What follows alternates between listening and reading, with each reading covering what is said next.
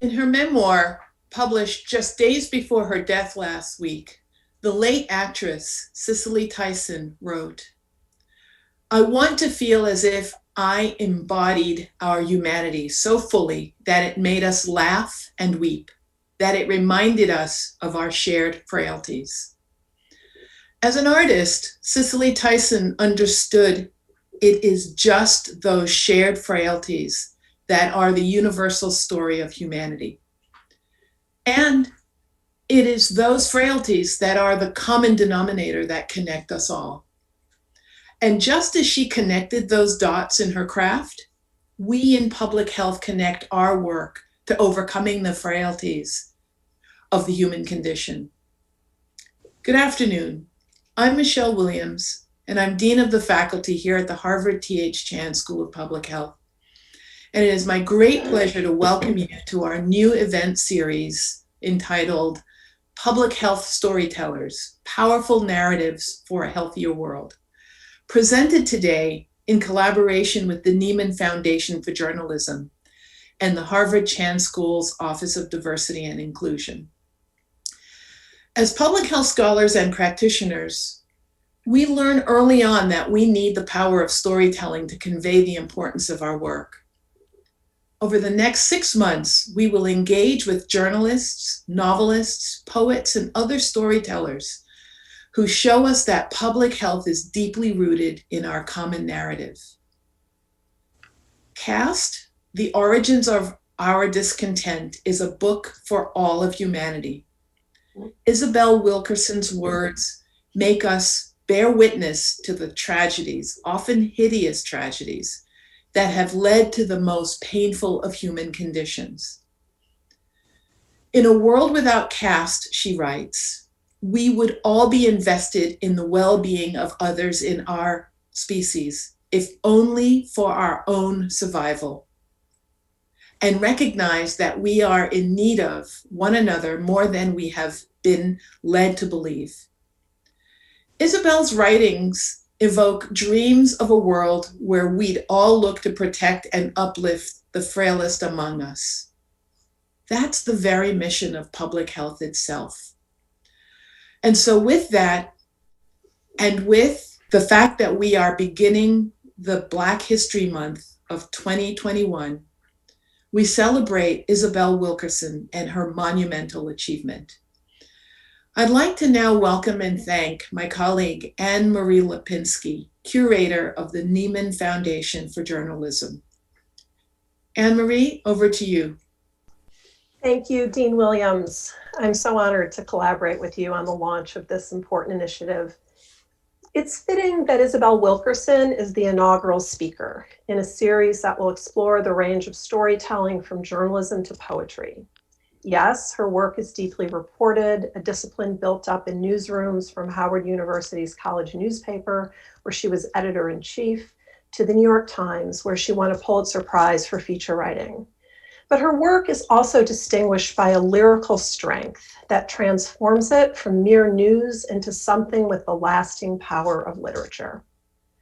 Listen to this paragraph from her iconic profile of Nicholas Whitaker, a 10-year-old boy on Chicago's South Side.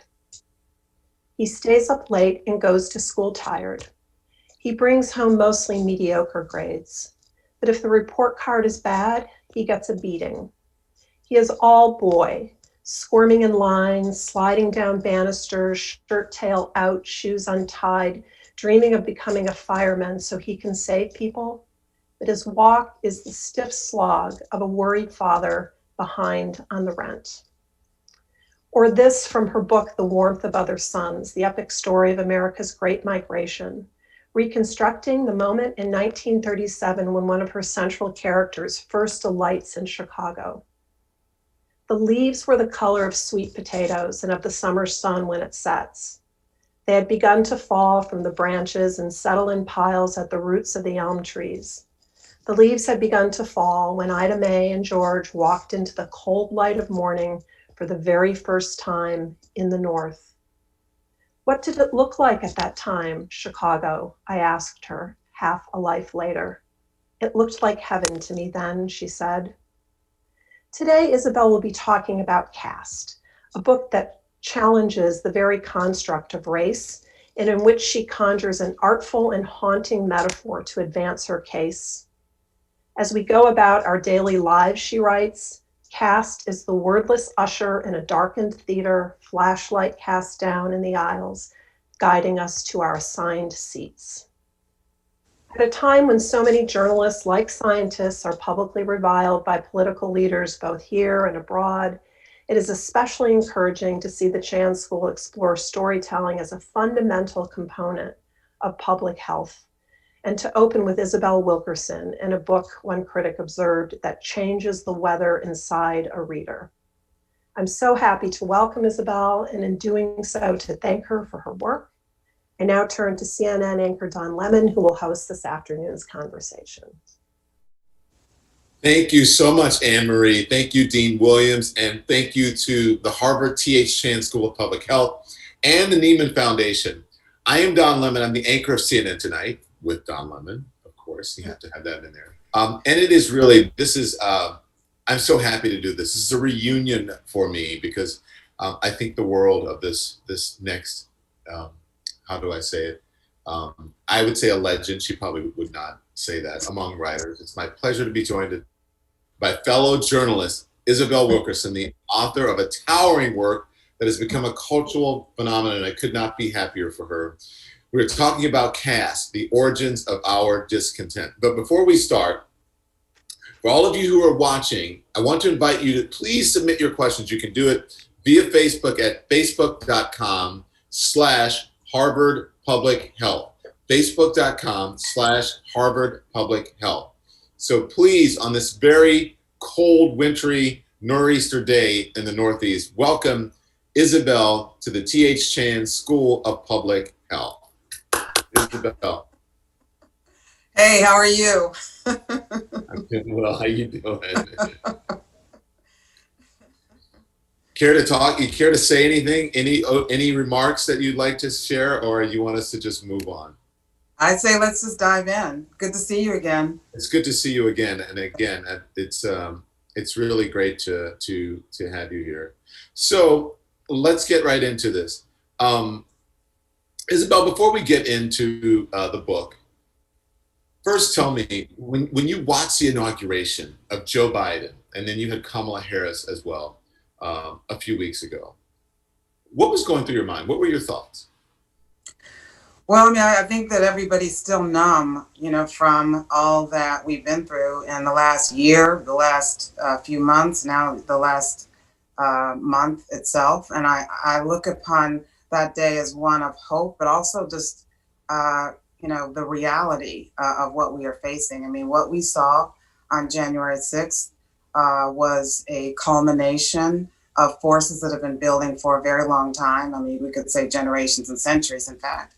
And I was just reminded of just what it took to get to that moment and how much work we have yet to do.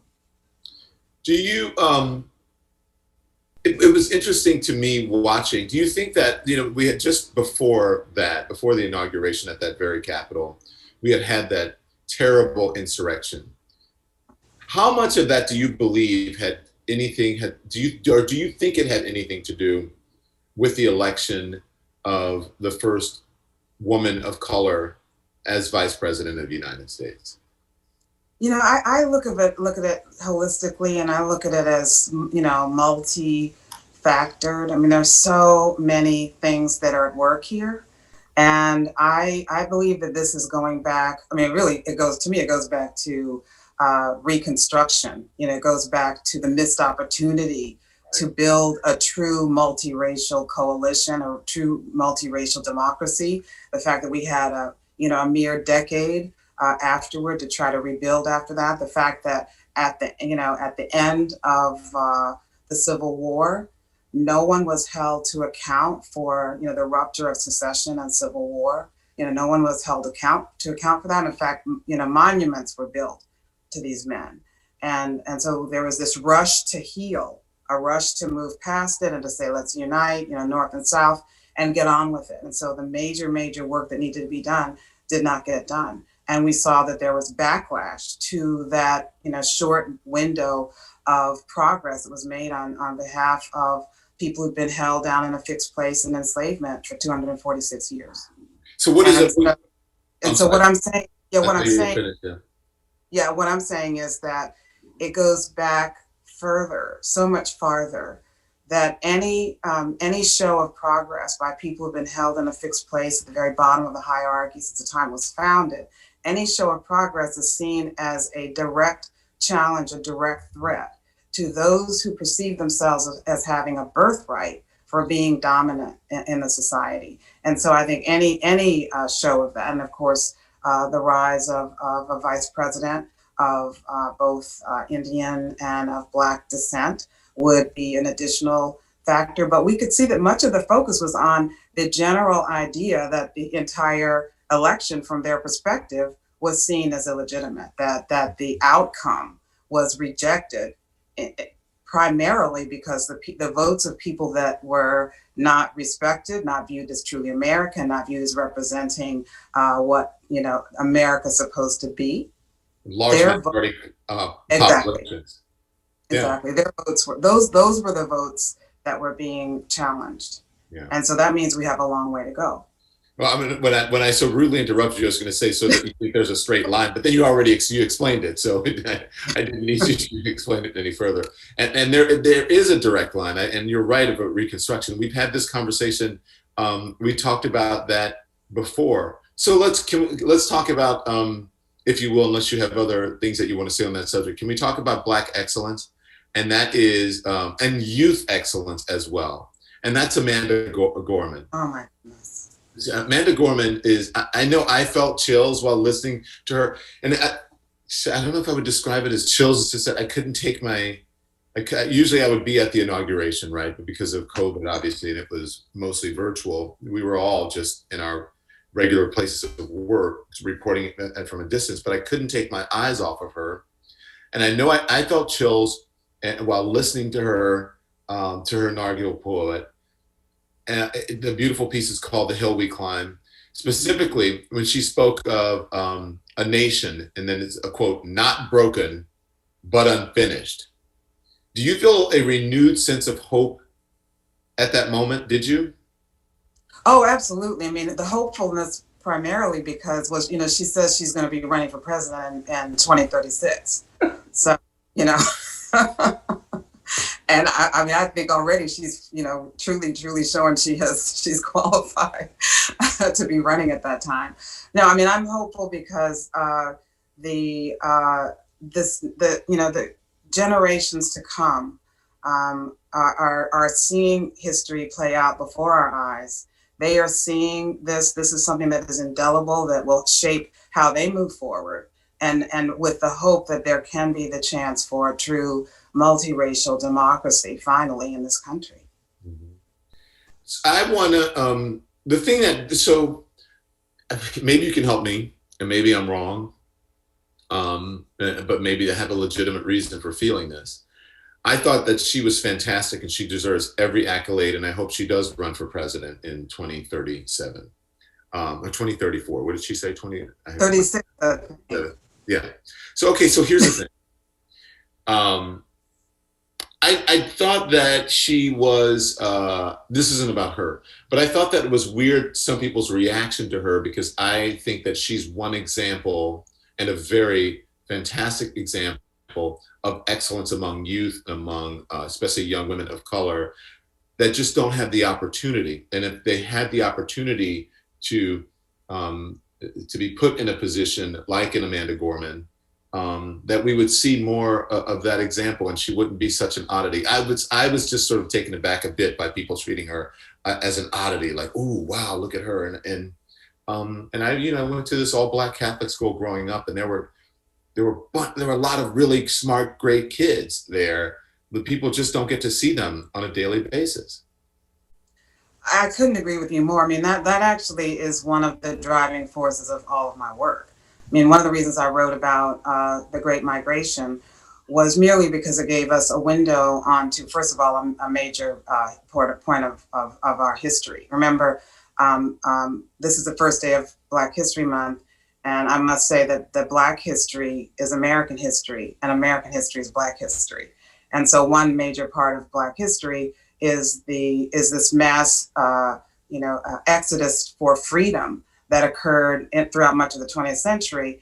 And and what happened as a result of that was the first time in our country's history where people who had been held in a fixed place for much of our country's history were then expressing the desire, acting upon their dreams to show that they had the potential as anyone else to claim their true citizenship. They were forced to, act like immigrants. The only group of people who've been forced to act like immigrants just to be recognized as the citizens that they'd always been.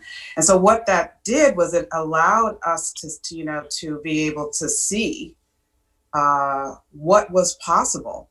Because these are the people, it's the first chance that this group of people who've been in this country on this soil for 246 years of enslavement, followed by nearly 100 years of Jim Crow, that was the first chance that they had to actually act upon their dreams, to do the kinds of things that were their own strengths, their own gifts, to be able to at least try to pursue them beyond the roles that have been assigned to them in what I would call the caste system of the Jim Crow South. And so when you think about all the people who came out of that, and also succeeding generations who, as a result of all of the changes that occurred, all the opportunities that finally opened up with the civil rights movement, civil rights legislation, we can realize that we think about those cotton fields and those rice plantations and those tobacco fields and those sugar plantations. On those sugar plantations and rice plantations and tobacco fields, cotton plantations were opera singers and jazz musicians and playwrights and poets and novelists and journalists and attorneys and all the people. And we know that because that is what they and their children and grandchildren, our great-grandchildren, have often chosen to become once they had the chance to be what they were inside, what they could have been all along. In other words, we look at people like— tears to my eyes. Yeah. Yeah, because it's so true. And I'm gonna let you finish, but let me just say, I see that when I go to a church on Sunday and I hear someone opening their mouth and they sing, just in any random church in Harlem or anywhere down south, and I'm like, this person could win American Idol if they would ever get the chance or the opportunity to. Or when I would hear these poets growing up in my Black Catholic school and whatever. But go on. I'm sorry to interrupt, but yes, you're speaking to the soul right now.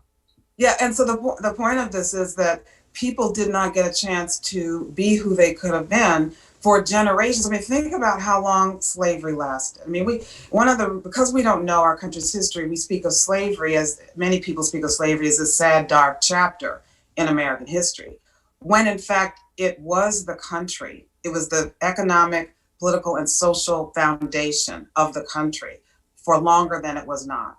Mm-hmm. It went on for 246 years. That means 12 generations of people consigned to a particular place, role, restrictions on everything that they could do and couldn't do, restricted to what the assigned role was from what I call a caste system, like a caste in a play. Everyone had a role to play, and their role was to be in service to working in the fields. This was the job, this was the role, this was the restriction on the vast majority of generations of Black people who lived in this country. And that means that for 246 years, 12 generations of Black people did not get a chance to be what they were inside.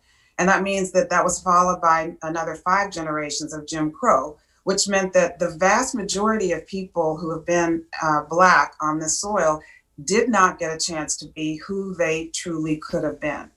And it also means that, some of the people who ended up, becoming well-known and revered, people like, John Coltrane and Toni Morrison, who we admire and revere, they may not have even been clearly their talents came from somewhere. That means their ancestors could have been just as magnificent in music and in literature as they were. It's just that they were held in a fixed place in a caste system and not able to live out what their talents and gifts might have been. Who's to say that John Coltrane was the best musician in his line? This is the idea.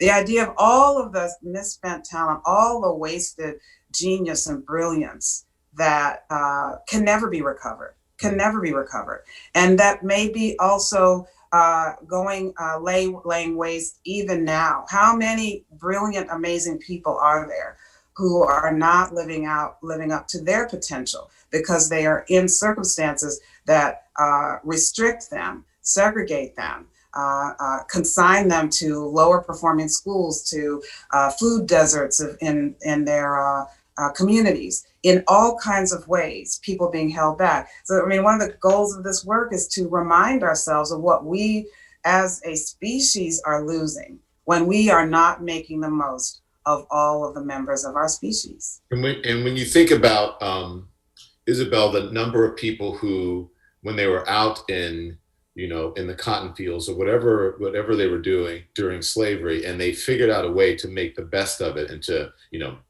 pick the most cotton, and all the business acumen that they had, even as slaves, but were not allowed to create wealth and generational wealth. And just think about that over the years. Had that been allowed to happen, we may have more Black millionaires, or billionaires, or Amazon founders of color had that happen. If I can just go back to, I want to follow up on something that you talked about as well, and that was the insurrection, right? So because we're just weeks away, and you talked about that. We talked about Amanda Gorman, but I just keep thinking about, there's a point in your book when you ask a colleague, and it's a hypothetical question. You said, how many, and it's so apropos to what happened a couple of weeks ago, how many Americans would choose whiteness over democracy? How many Americans would choose whiteness over democracy? It's not so hypothetical anymore. No. What were your thoughts when you watched the storming of the Capitol? Well, yeah, let me just describe where that came from. That came from a conversation that I was having with my friend Taylor Branch. We weren't thinking about this. This was back in 2017. This was a while ago when we were having that conversation, and we were looking then at what was going on. That was after Charlottesville, and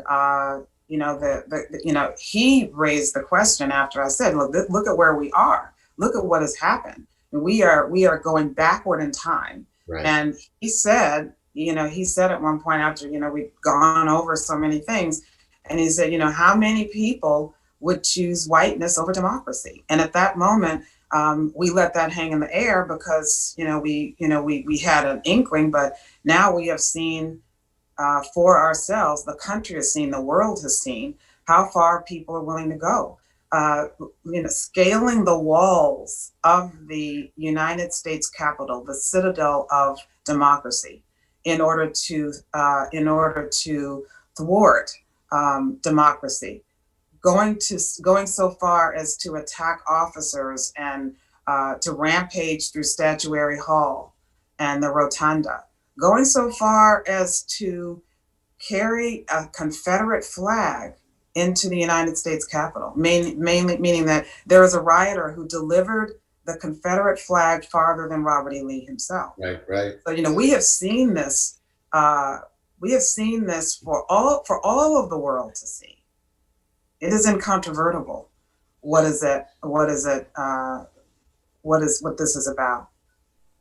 Well, it was interesting when you mentioned 2017, because I was very critical of that. And then 2018, when I said, when I talked about the biggest terror threat in this country, I received so much backlash from, and I said it was white men who were radicalized on the right by white, meaning like the Proud Boys and white nationalists and what have you. Isabel, they tried to get me fired when I was quoting FBI information, and because people just could not, the larger culture could not fathom a certain group of people as domestic terrorists, as a group, and it was really unbelievable to me. So I understand that where you're coming from in 2017, but now. I'm sorry, it was 2018. It was 2018 for me. I don't know when you said it, but for me, it was 2018 when I said that. I got so much backlash. And then, look where we are right now. Let's talk more about your book. Let's talk about Caste, okay? It's one of Time Magazine's 100 most read books of 2020. The New York Times called it an instant American classic. Ava DuVernay is about to adapt it as a feature film for Netflix. I mean, all of that is pretty awesome. And this book completely upends our conversation about our conversations around race. In fact, caste isn't even a term that all Americans are familiar with. What made you think that this reframing would help this country understand all its injustices? Well, you know, it grew out of The Warmth of the Suns, which was the first book that I wrote about the migration. And I was trying to describe what it was like to live in the Jim Crow South, which most of us have really no concept of what it's really like. We think about the water fountains and the restroom signs, but it was so much more than that. It essentially was this artificial, arbitrary graded ranking of human value, in which everything that you could and could not do was based upon what you look like, what group you were assigned to, and it determined one's standing and access to resources and benefit of the doubt and you know, assumptions of competence and intelligence and worthiness. In fact, it was a matter of life and death. Any breach of the caste system, any breach of the many protocols and restrictions could mean your very life. It was a world where, you know, it was actually against the law for a Black person and a white person to merely play checkers together. You could go you could go to jail if you were caught doing that in Birmingham, Alabama. The very word of God was segregated in the Jim Crow South, where there was a Black Bible and an altogether separate white Bible to swear to tell the truth on in court. The same sacred object could not be touched by hands of different races. It was an extreme form of hierarchy and control to maintain the purity of the dominant group versus against the pollution of the presumed pollution by proximity to the subordinated group. And it could literally mean a person's life. Every 3 to 4 days in the Jim Crow South in the early decades of the 20th century, there was a lynching of a Black person for some perceived breach of this caste system. So this ended up having a similar kind of points of intersection with the caste system that we think of most readily, which would be that of India, the world's oldest caste system. And I was setting out to look more deeply at where these points of intersection could help us understand our own hierarchy in this country. In other words, like an X-ray of our country. It's looking at the infrastructure of our divisions and seeing where did that come from. Because the phenomenon of caste far predates the phenomenon of race. And in any caste system, there are metrics used to determine who ranks where. It could be religion, it could be ethnicity, it could be language that one speaks, it could be where you were born. All kinds of things can be used to determine where one ranks in the hierarchy. And as our country was being founded, race, meaning what people look like, one's phenotype, what you look like, and the group to which you were assigned, that was the determining factor, as that was the metric that was used to divide and to rank and to create this hierarchy that has many points of intersection with other caste systems. And so I wanted to examine that a little bit more, especially because of the moment, the experience that we are in now, this era of rupture where we have to go back into previous centuries to begin to understand what this is, to find analogs to what we're experiencing. You know, what we saw January 6th, we have to go back to 1876 or 1812. You heard lots of different points of reference that were not even from the 20th century, much less the current one. So this was an effort to try to understand all that. Listen, the book is, I mean, it's so rich where you talk about, you said in the book, it doesn't matter so much that what the assumptions were about caste, as long as people accepted them and gained a sense of order and justification to their cruelties. You also talk about how, which I was fascinated by your, when you wrote about how Nazis were inspired by America. And then as a Southerner, it's amazing to me that you talked about the one drop rule, right? And we talked about colorism and all of that. So we have more on this topic now. I want to bring in, this is Caroline Elkins, professor of history and African and American studies at Harvard. When we think about post-Nazi Germany, we think of the myriad ways in which public memory is about a reckoning with the nation's past. And you talk about these in your book: public memorials, transforming Nazi-era sites into museums, a banning of the Nazi flag. Is there something about former fascist regimes that render such a reckoning easier?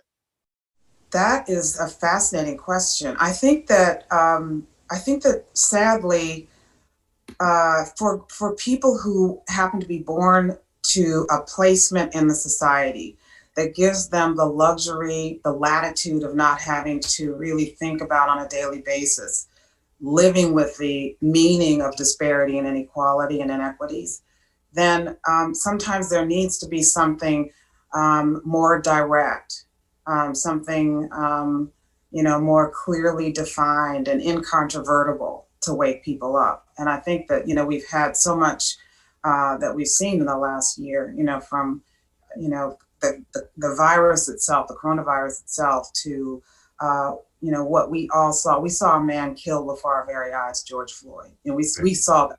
We saw that. No one to save him, no one to help him. Humanity stripped away for presumably, life drained from him, presumably because he, stole. He presumably tried to pass off a $20 bill that was counterfeit, presumably. And then we saw, of course, people rampaging the Capitol just several weeks ago. And so I think maybe there are these extremes that, whether in formal leadership or in these moments of like almost a tear in the fabric of what is seen as, as what is some break with normalcy to such a degree that it jars people into a reality. Perhaps that is what needs that's what some people need in order to wake up and to recognize the dangers that are not just directed toward the people who are the most instantaneous and most direct objects of this inequality and injustice, but for everybody. So I think that leads us perfectly, Isabel, to reparations. Let's talk about that. As you know, this country was built on the backs of slave labor. Our ancestors who received zero equity for creating enormous value to this country. In this capitalist society of ours, when you're talking about true justice and equity, how can you not make the case for reparations? I don't not make the case for reparations. I would say that the Warren Brothers Sons and Caste, the origins of our discontents, are exhibit A and B in the case for reparations. I would say that one of the things that I point out that I will, some people, find really jarring, but is true, is that to remind ourselves of just how foundational enslavement was in this country. Not just the idea that there was created a bipolar caste system or hierarchy in which, based upon what you look like and your lineage, you could either be, you could own property or you could be property. That's how extreme the options were, the requirements were of this caste system. And of course, it was all arbitrary based upon what you look like, the group to which you were perceived as being part of. Your physical manifestation, which would have been a neutral variable, was turned against people, an entire group of people, and restricted them to the very bottom of this emerging hierarchy. And this emerging hierarchy that was built on enslavement lasted for so long, 246 years, and this is not including Jim Crow, just slavery itself, lasted for so long that it will not be until next year, 2022, right, that the United States will have been a free and independent nation for as long as slavery lasted on this soil. That's how long it lasted. And another way of looking at it is that no adult alive today will be alive at the point at which African Americans will have been free for as long as they were enslaved. No adult will be alive at that point. That year will not come until 2111. That's how long it will take before African Americans will have been free for as long as enslavement lasted on this soil. So we have the idea of African Americans being able to really truly move into the mainstream of American life is a fairly new concept. You could say that anyone born before 1965 was not born into a true democracy, because before 1965, a majority of our population of Black people in the South were not permitted to vote, were not permitted to make use of public accommodations. And even after those civil rights legislation was passed, there was a delay into the 1970s. So this idea of African Americans being, being able to participate fully in the American project is a very, very new idea, very, very new. We're going back just several generations.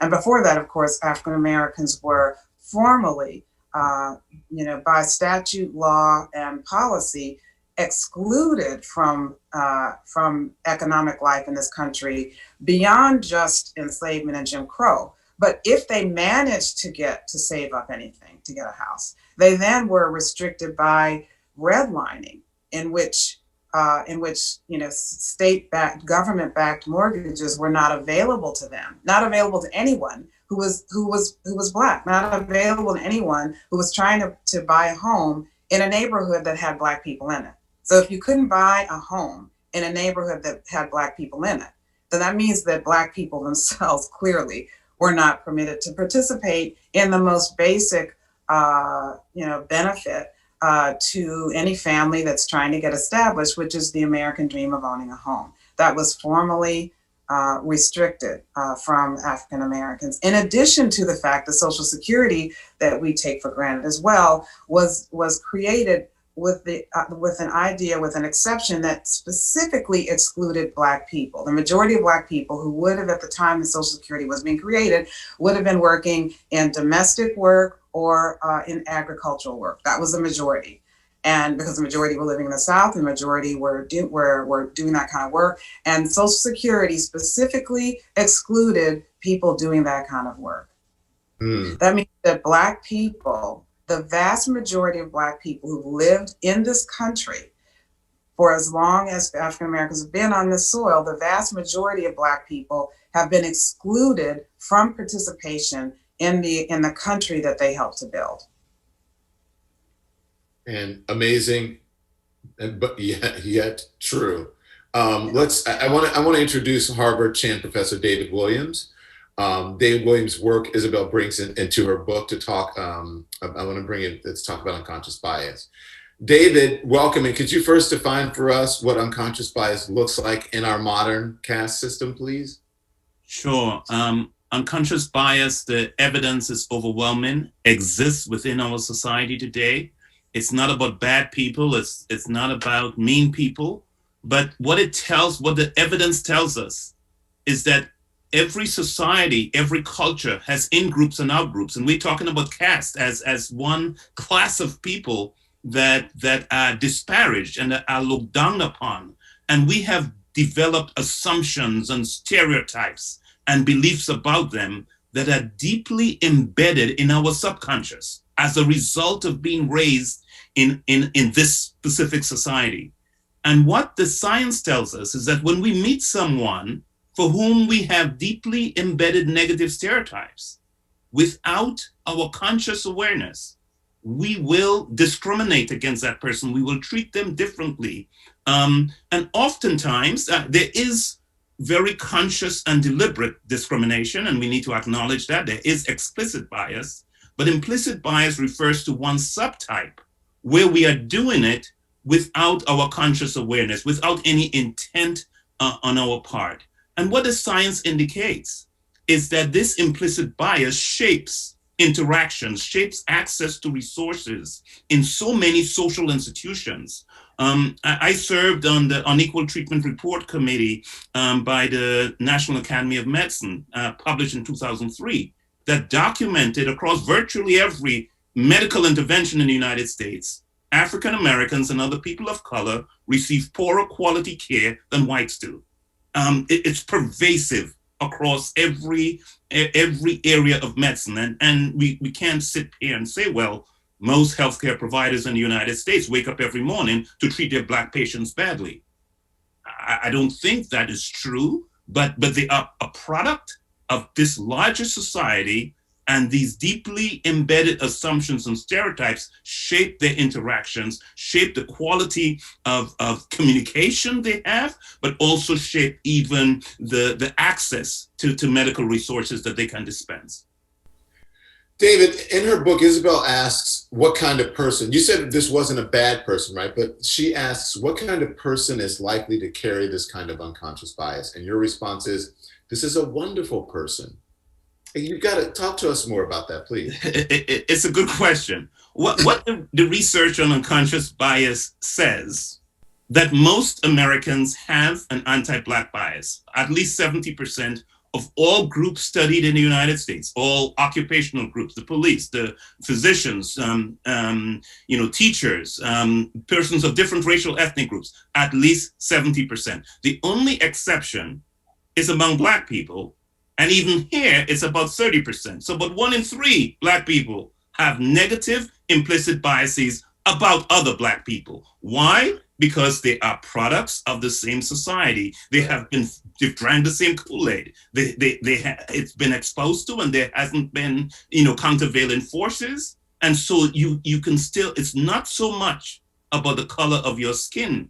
It's about what's deeply embedded in your mind. What are the assumptions? What are the beliefs? What are the stereotypes? What are the messages that you have gotten from the media, from things you have read, from your socialization? So it shapes us. And it's not just an American phenomenon. It is a human phenomenon. That's why I say it's about all of us. It's a human phenomenon. It's not just about the United States. It's about every society, every culture, the beliefs, the assumptions, the stereotypes that we have about people of different groups.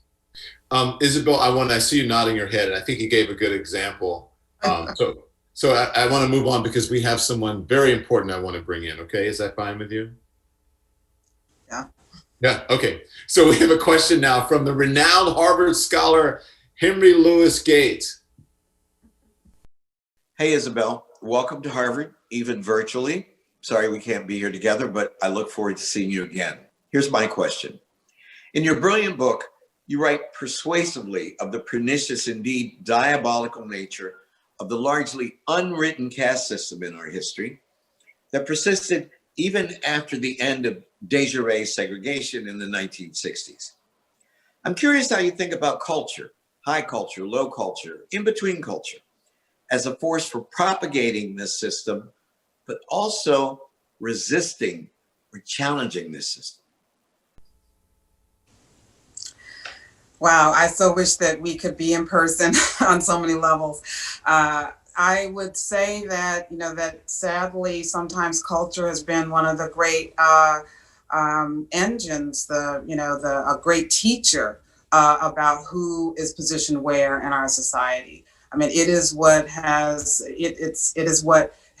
trained us to, from the billboards to the cereal commercials to who gets killed first in a movie that we see. I mean, these are the kinds of things that we're exposed to. And then, of course, going back to the caricature advertising at the turn of the 20th century, late 19th century, early 20th century, minstrelsy, the ways we were talking currently about, the images that have retained even to this current era of Uncle Ben and Aunt Jemima syrup, Mrs. Butterworth's, which so many of us grew up with, and we just on the table was a manifestation of the stereotypes that are to subconsciously train all of us as to who should be doing what in the society. What is the proper place for someone? This is how you work on children. Of course, the movies that have the 20th century in particular, where you had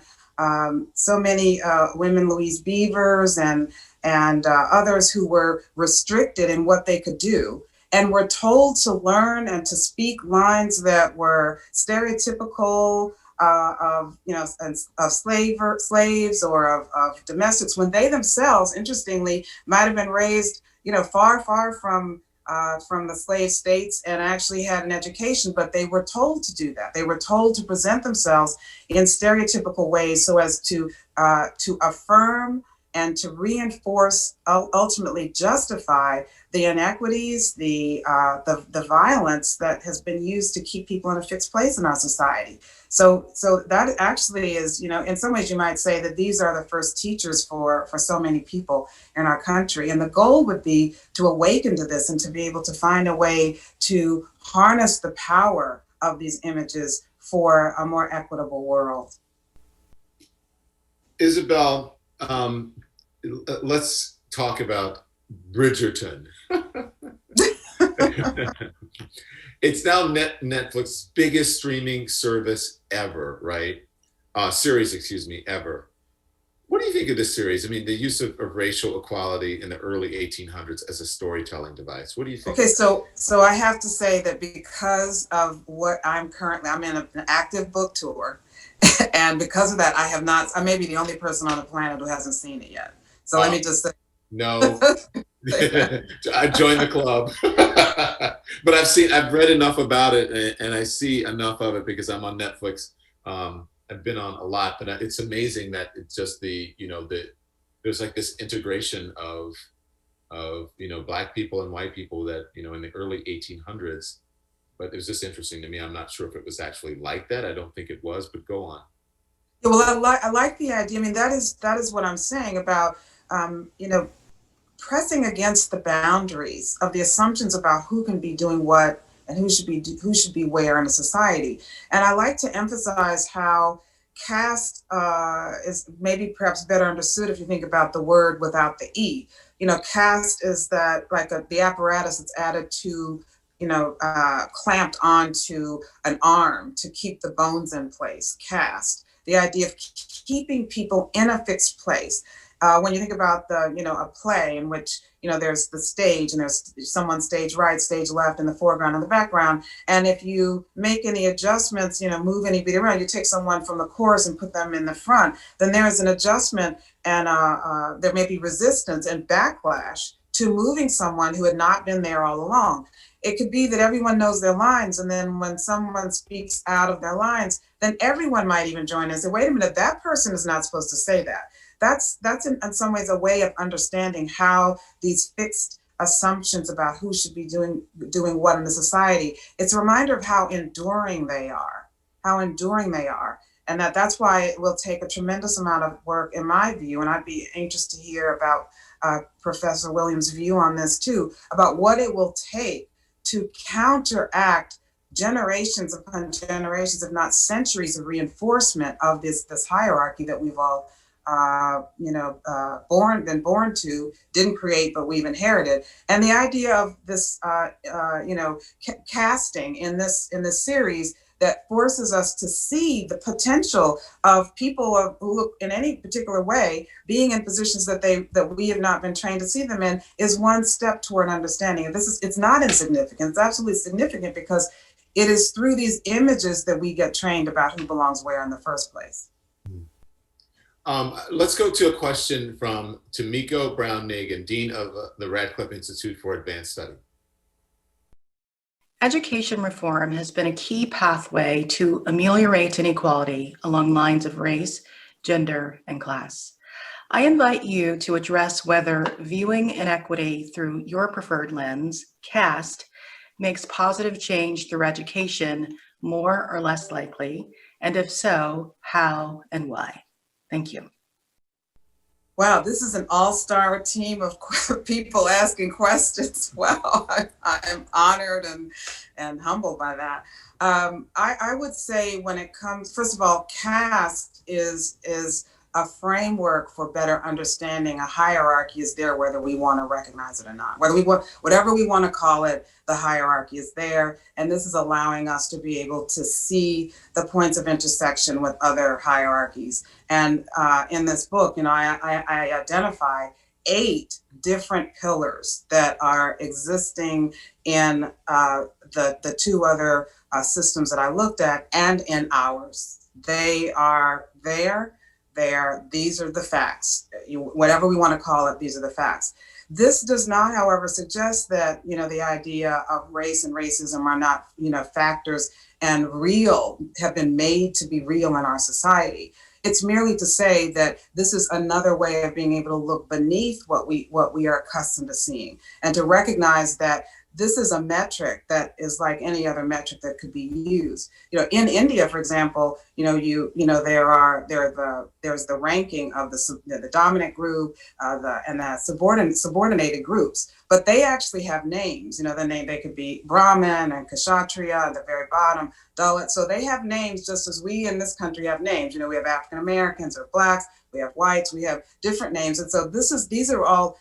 There is a difference between the label and the placement that one might have in a hierarchy. But when it comes to education, this is the front line of trying to attack and dismantle these destructive hierarchies. This is where this needs to happen. I'm reminded of how, I've made many trips for this book, and I went to Germany many times, and there in Germany, in the middle of Berlin, a major world city, is this massive installation right in the middle of a major world city.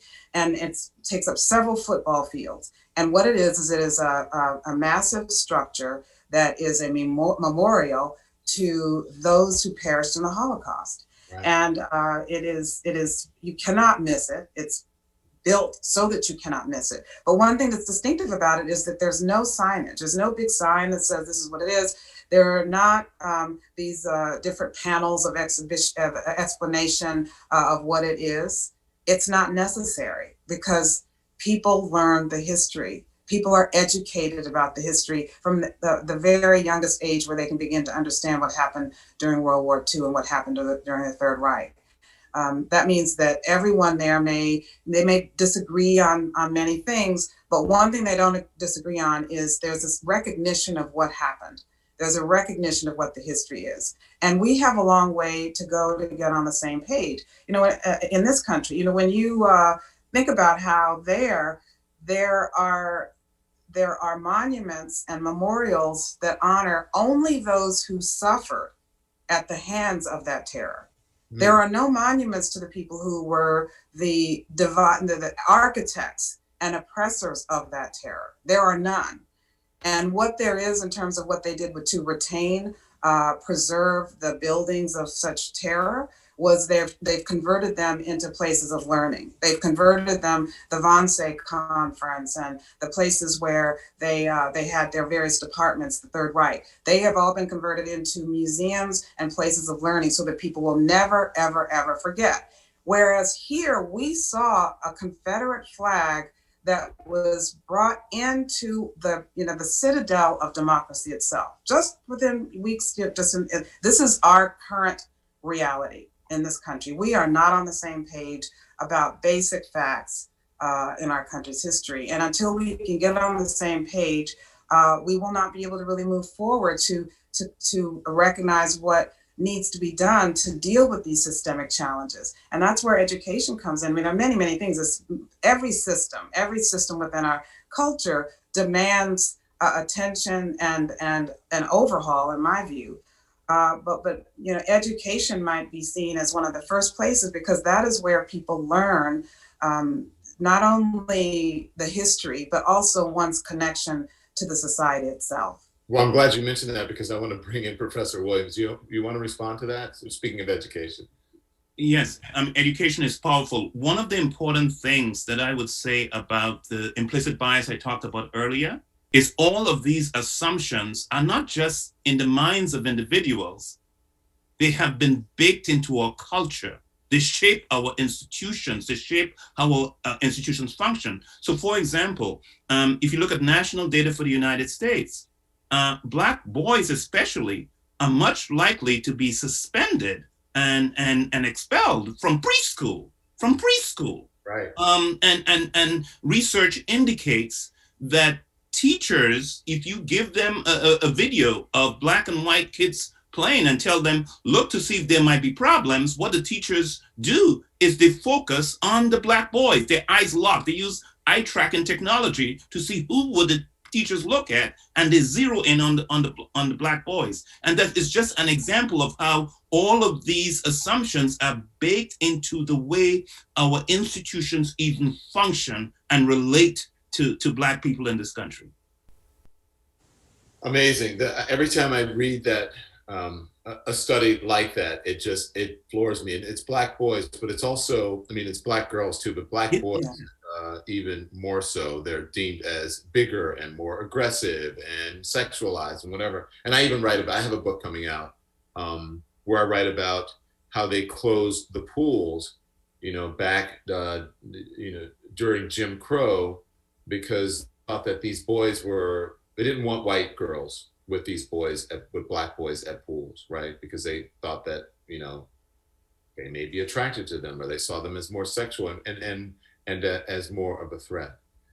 We have a question. We have a question now from former U.S. Senator Mo Cowan. Here it is. Wow. Having read your book and understanding the caste system that is at the root of America's racist history, I wonder whether you think any of the police reform ideas and concepts that were debated last year in the states, and particularly the halls of Congress, can actually have any meaning or impact if we don't first address the underlying bones, as you say, that is the caste system. Well, You were thank you for that. surprised that we have so many people, huh? I had no idea. Well, I mean, you probably know the answer to that question is, we have to go to the bones of the thing. I mean, I use the metaphor in the book about the fact that this is an old house we've inherited. And when you have an old house, the work is never done. You don't expect the work to be done.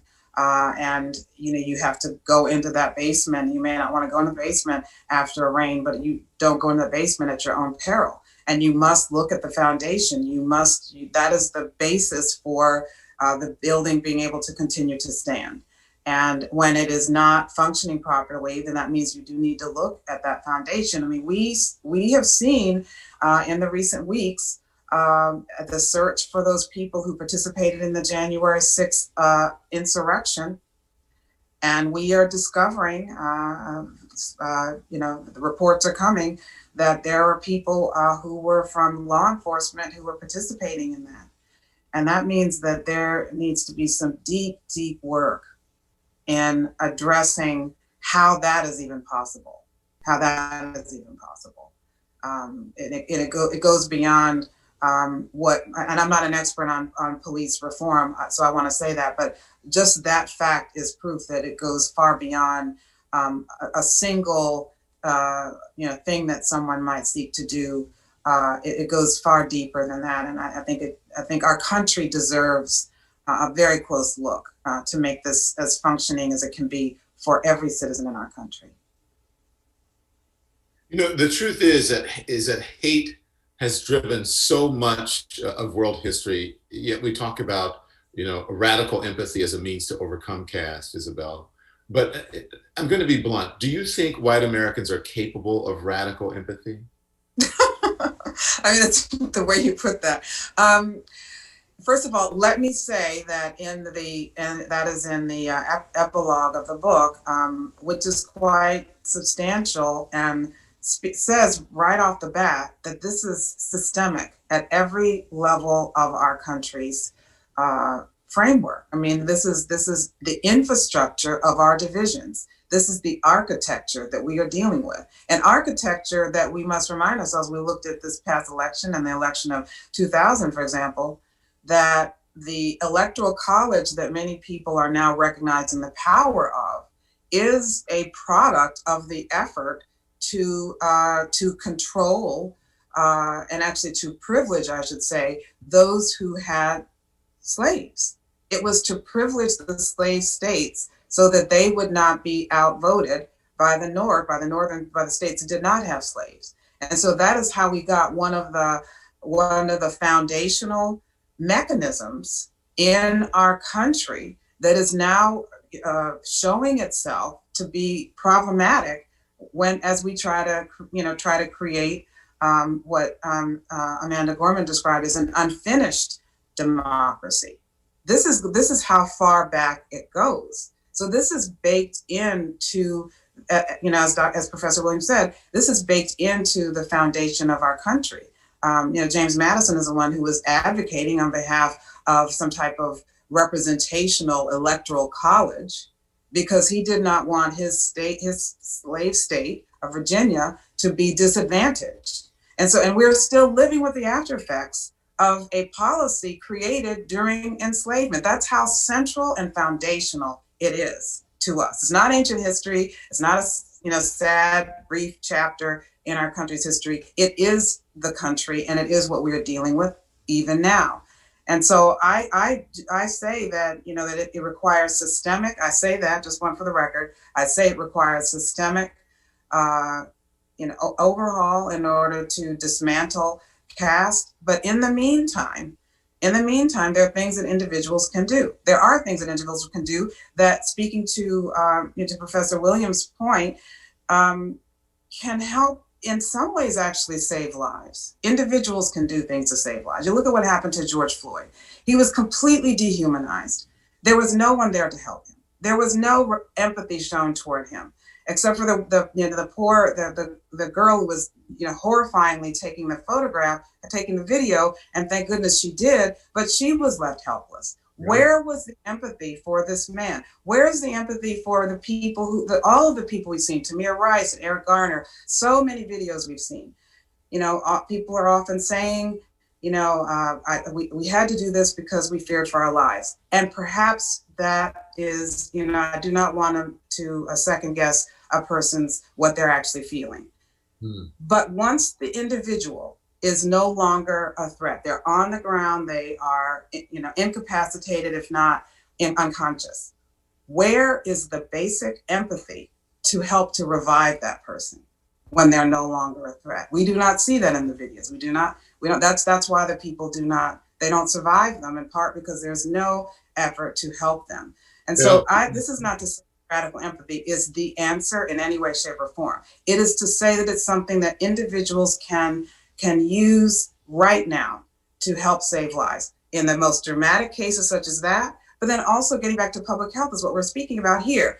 The radical empathy that someone who is in the health field can show for someone to try to counteract the subconscious biases, the implicit biases that we know are built into all of us, to uplift and to work as hard for someone who we might see as different from ourselves as we would for someone who is just like ourselves.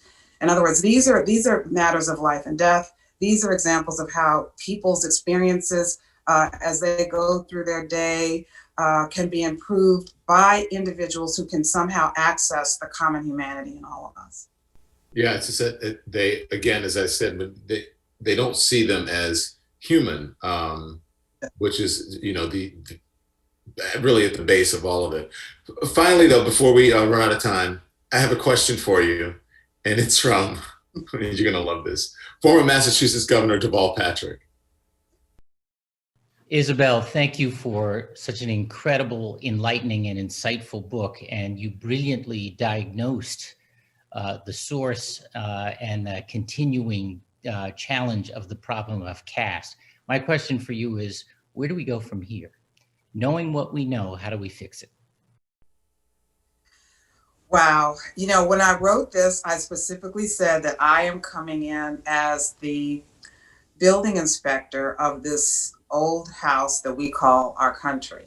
And, the building inspector goes in and they present the report to you, and then it is up to the homeowners to make the repairs. And that is what I have done. I do not present myself as having all the answers. It took all that, that I could do just to finish this book, to come up with the 8 pillars, to compile and research all that it was necessary in order to get this book out, to be able to make the case, which is really a prayer for our country. This book is not an argument. The work that I do is not an argument. It's a prayer for our country. It is literally a prayer that we find a way to see what we have not been able to see before, to recognize what we are truly dealing with, and to find a way to diagnose what we have not been able to see before. You can't heal what you have not diagnosed. You can't repair what you do not see. And this is an attempt to awaken everybody to see what we are truly dealing with.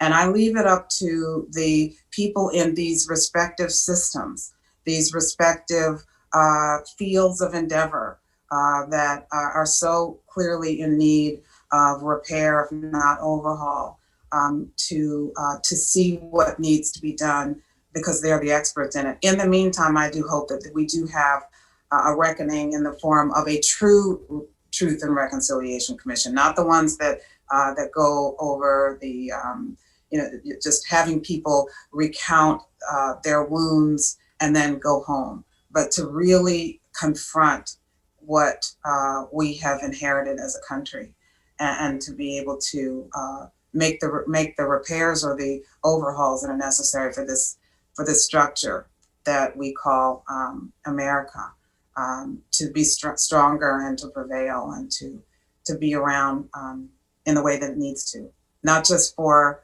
our families and our communities, but for the country and for the species and for the planet. Well, Isabel, we never have enough time. This is really amazing. As I've learned in the couple times that I've interviewed you, I always want to talk more. And so let's try to do this again at some point. And I hope you get to interview me about my book, which comes out in March. I would love to talk to you. It's The Fire Next Time, very similar to that. That was the inspiration for the book.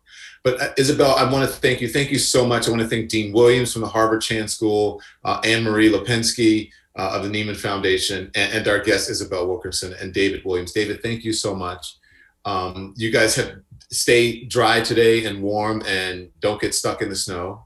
The Harvard Chan Public Health Storytellers series continues next month with Heidi Larson, the author of Stuck: How Vaccine Rumors Start. We really need to read that one or see that one as well. So thank you everyone for having me as a host today. I'm truly honored. Thank you so much, everyone. Be safe, and I'll see you soon.